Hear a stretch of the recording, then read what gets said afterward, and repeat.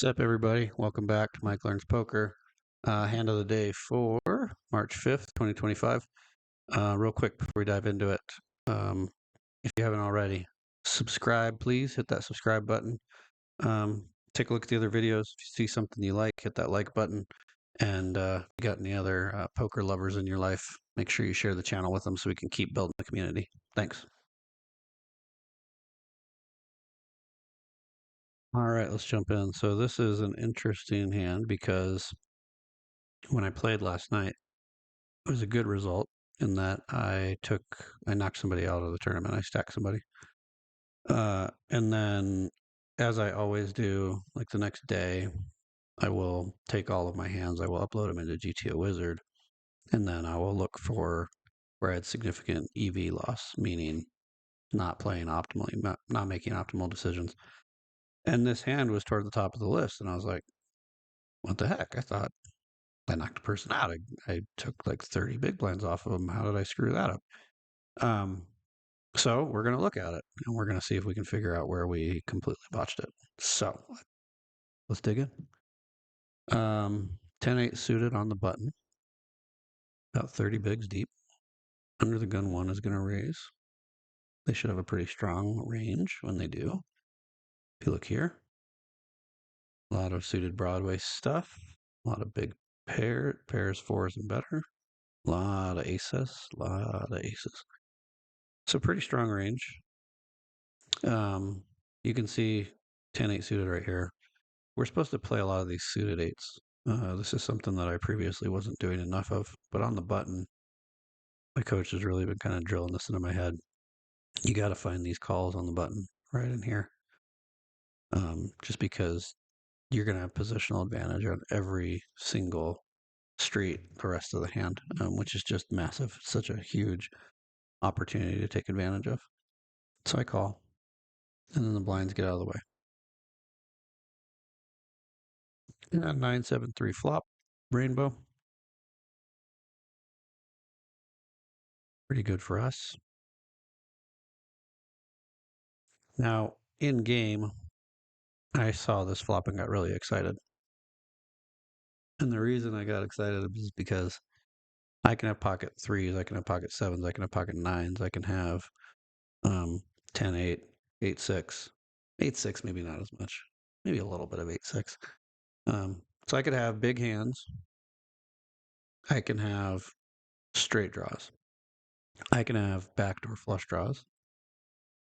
Because I play a lot of suited cards, so I could have suited clubs, suited spades, suited diamonds, like big Broadway suited hands. So I immediately was like, ooh, I'm going to raise. Let's see if that was correct thinking. Our opponent decided to lead, which they do about half the time. They do it with all their big pairs,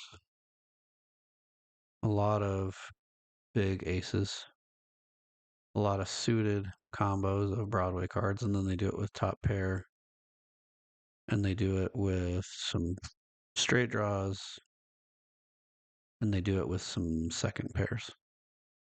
Two pair. You can see they don't have really any threes. They do have some sevens. So they have sets of sevens. They have sets of nines sometimes. So they have some pretty strong hands when this board comes out. So I maybe shouldn't be as excited as I was, given that they raise from early positions. They have a lot of good stuff. So I decided to raise, and I'm guessing GTO Wizard absolutely hates that. Yeah.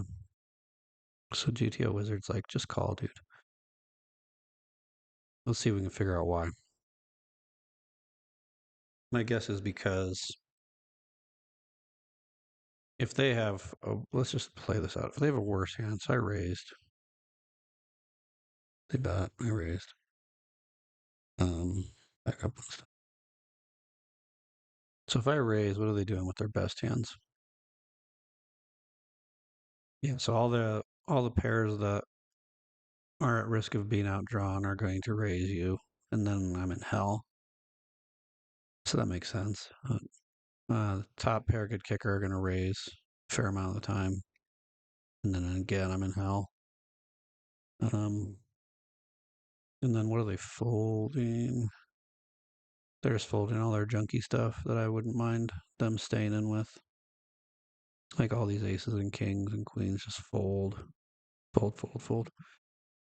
So I can see why that was a terrible decision. Let's play it out though. Villain calls my raise. I spike a jack, and now our opponent's going to check. Even if they had us beat, they're going to check. Well, they don't have us beat now, but I imagine if this card was a total brick, they probably would check too. An 8 suited now should bet small. Never, ever, ever a big bet. Me being the genius that I am, went all in. And somehow, the opponent did not see this coming. And they called and they had an offsuit 9. So this is just a case of me being fortunate to be in a hand against this person who just doesn't know what the hell they're doing. Because that should have been, I mean, they shouldn't even been in the hand to begin with this hand. And then they just wanted me to be bluffing, I guess.